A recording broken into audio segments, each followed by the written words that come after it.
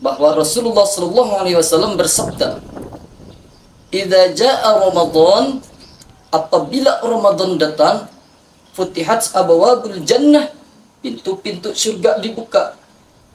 Wa ghulliqat abwabun nar, pintu-pintu neraka ditutup. Wa suffidatis syayatin, dan setan-setan dibelenggu."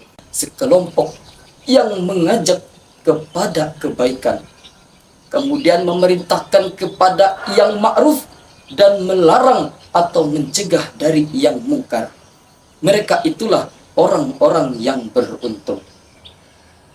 Kenapa? Karena pada bulan suci Ramadan, orang-orang muslim sibuk beribadah kepada Allah Subhanahu wa taala. Orang-orang muslim sibuk melakukan ketakwaan kepada Allah Subhanahu wa taala yang dijamin oleh Allah dengan ganjaran yang begitu luar biasa.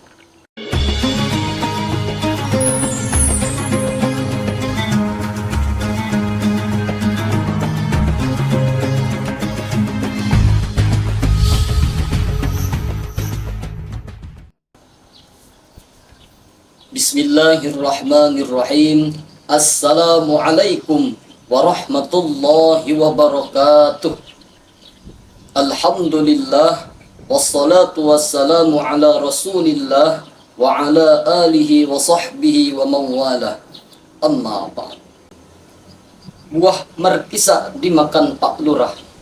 Para pemirsa rahimakumullah, para sahabat Fuad yang dirahmati Allah Subhanahu wa taala, sering kita mendengar di bulan suci Ramadan, di bulan puasa ini, setan-setan pada dibelenggu, setan-setan pada dipenjara, setan-setan diikat. Sebagaimana hadis yang disabdakan oleh Rasulullah sallallahu alaihi wasallam, an Abi Hurairah radhiyallahu an, anna Rasulullah sallallahu alaihi wasallam qala, bahwa Rasulullah sallallahu alaihi wasallam bersabda, "Idza jaa Ramadan, apabila Ramadan datang, futihat abwabul jannah, pintu-pintu surga dibuka. Wa ghulliqat abwabun nar, pintu-pintu neraka ditutup.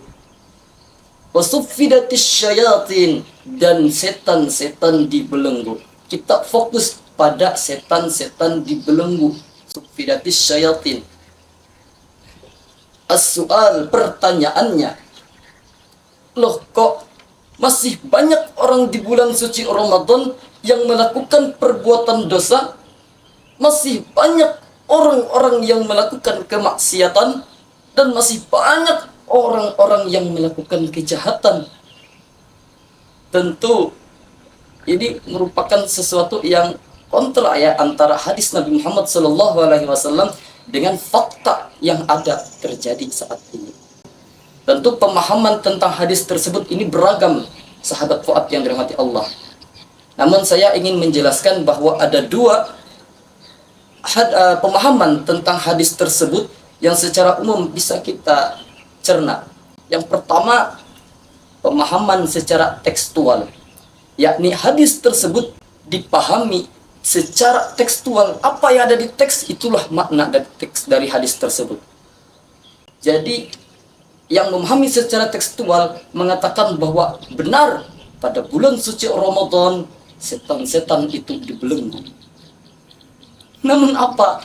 Pada bulan suci Ramadan sendal-sendal di masjid hilang, kemudian helm di masjid hilang, bahkan motor hilang di masjid. Ada juga warung-warung dibobol. Apalagi banyak sekali kejahatan-kejahatan yang terjadi di bulan suci Ramadan. Imam Al-Qurtubi mengatakan bahwa tiga yang membuat manusia melakukan perbuatan dan dosa pada bulan suci Ramadan, perbuatan dosa maupun maksiat pada bulan suci Ramadan. Yang pertama adalah nafsu jahat, kemudian kedua adalah kebiasaan buruk, dan yang ketiga, setan itu berasal dari manusia-manusia itu sendiri. Kemudian yang kedua, pemahaman secara kontekstual. Suffidatis syayatin pada hadis tersebut merupakan kiasan saja, merupakan isyarat saja. tidak dipahami bahwa benar-benar setan itu dibelenggu pada bulan suci Ramadan.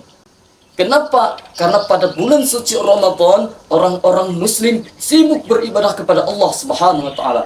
Orang-orang muslim sibuk melakukan ketakwaan kepada Allah Subhanahu wa taala yang dijamin oleh Allah dengan ganjaran yang begitu luar biasa.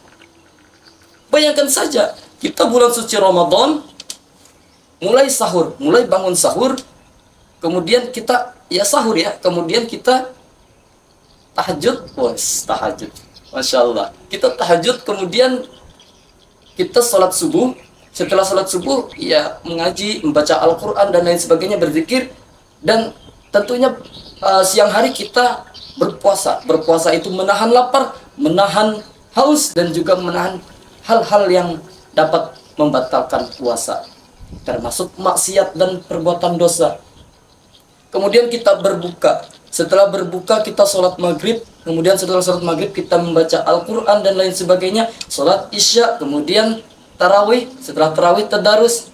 Nah, setelah tadarus ada yang beragam kegiatan seperti belajar dan lain sebagainya. Istirahat, kemudian tidur, dan kembali sahur lagi.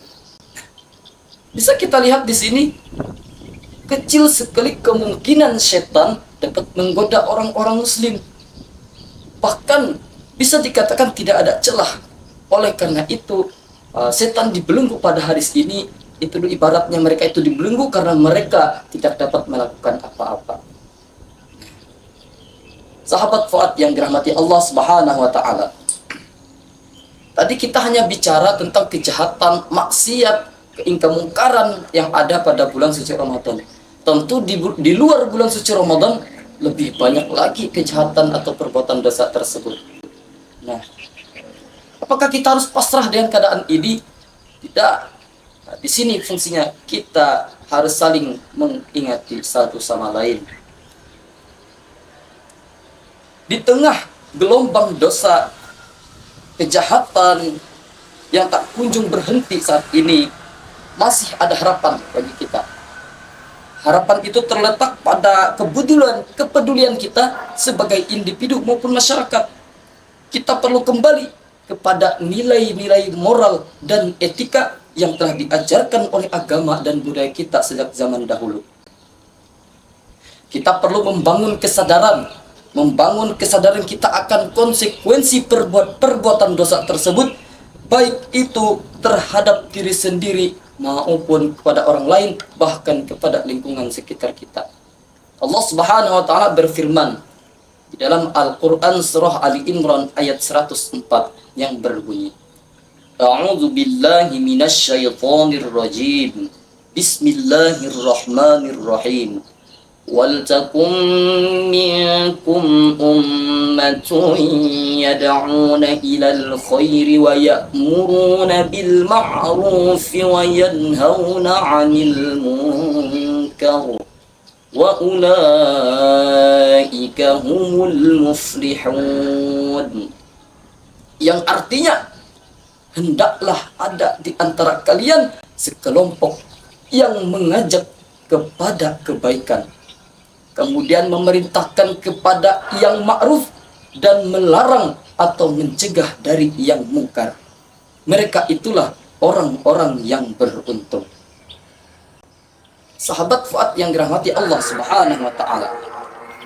Pada ayat ini Allah memerintahkan kepada kita agar kita mengajak saudara-saudara kita untuk melakukan kebaikan dan menyuruh kepada perbuatan ma'ruf dan mencegah perbuatan mungkar. Nah, kemudian dikatakan bahwa setiap muslim itu, wahai saudara-saudara Fuad, kita wajib untuk berdakwah sesuai dengan kemampuan kita.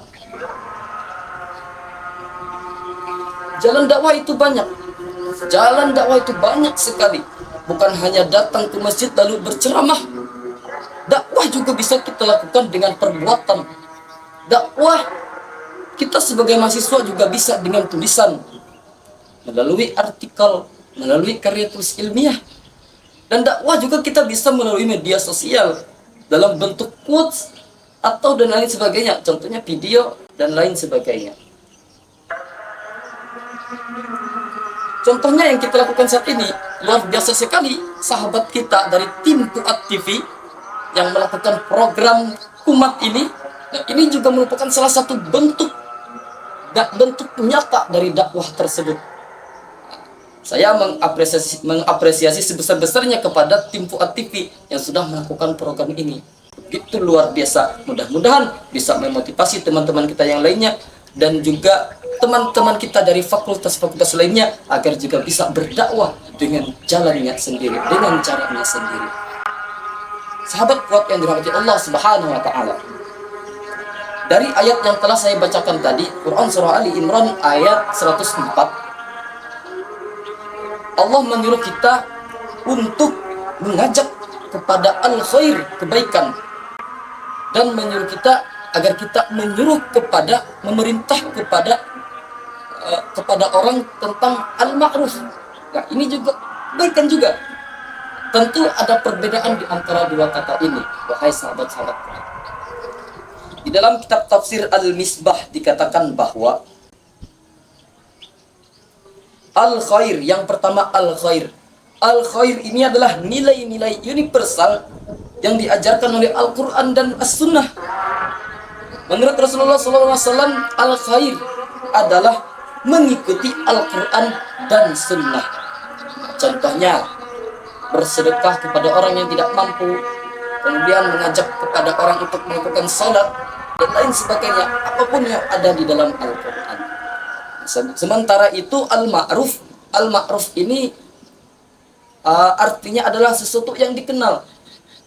Yang dikenal maksudnya sesuatu itu dikenal baik menurut pandangan umum satu masyarakat selama sejalan dengan al-khair.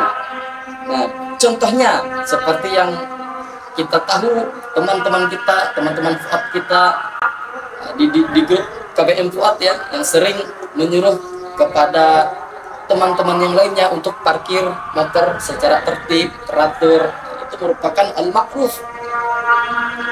Kemudian contoh yang lainnya, membuang sampah pada tempatnya, itu al-ma'ruf. Namun al-ma'ruf dia bisa berbeda antara satu masyarakat dengan masyarakat yang lainnya, dan juga bisa berbeda antara satu waktu dengan waktu yang lainnya. Contohnya, misalkan di Indonesia, kita tahu laki-laki yang melaksanakan sholat menggunakan sarung, nah itu kita kenal itu sesuatu yang baik. Nah, itu hanya ada di Indonesia. Sedangkan di tempat yang lainnya, sarung itu ya tahu. Hanya di Indonesia kita berpandangan bahwa sarung itu bagus ketika kita gunakan untuk melakukan sholat. Kemudian contoh yang kedua, ini terkait kerudung. Kerudung ini atau jilbab itu kan zaman ke zaman itu bervariasi, berbeda-beda modelnya. Nah, model-model tersebut adalah ma'ruf di zamannya masing-masing. Seperti yang kita ketahui, dulu pernah ya ada model perempuan yang waktu itu menggunakan kerudung itu, rambutnya masih keluar. Nah, tapi itu adalah sesuatu yang ma'ruf di zaman tersebut. Tentu berbeda dengan saat ini. Kita sudah mengenal bagaimana model atau variasi dari kerudung atau jilbab tersebut. Contohnya yang seperti syar'i, kemudian untuk dada dan lain sebagainya. Selanjutnya al-munkar. Al-munkar adalah sesuatu yang dinilai buruk oleh suatu masyarakat, serta dia bertentangan dengan nilai-nilai ilahi, bertentangan dengan Al-Quran dan bertentangan dengan As-Sunnah. Contohnya, orang yang melakukan pencurian, kemudian orang yang melakukan pelecehan, orang yang melakukan penyalahgunaan kekuasaan, penghinaan terhadap agama, dan lain sebagainya. Terkait al-munkar, kita ingat Rasulullah SAW pernah bersabda. Apa kata Rasul? Kata Rasul, siapa saja yang melihat kemungkaran, wajib untuk orang itu mengubah kemungkaran itu dengan tangannya. Tangannya di sini maksudnya adalah kekuasaannya.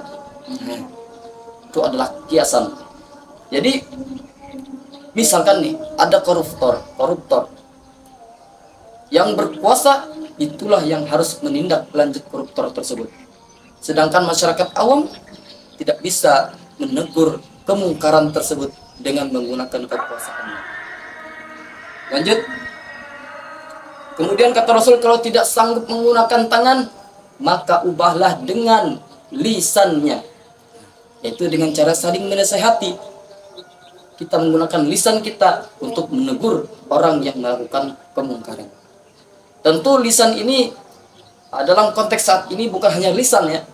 Kita juga menggunakan handphone, kita juga bisa menggunakan aplikasi media-media, kita bisa menggunakan tulisan juga. Dengan cara chat, kita memberikan nasihat menggunakan chat, dan lain sebagainya. Kemudian kata Rasul, kalau tidak sanggup menggunakan tulisan atau lisan, maka tegurlah dengan hati. Maksudnya apa? Kita tegur dalam hati kita menolak kemungkaran tersebut, dan kemudian kita mendoakan orang tersebut agar dia tidak lagi melakukan kemungkaran yang dilakukan tadi.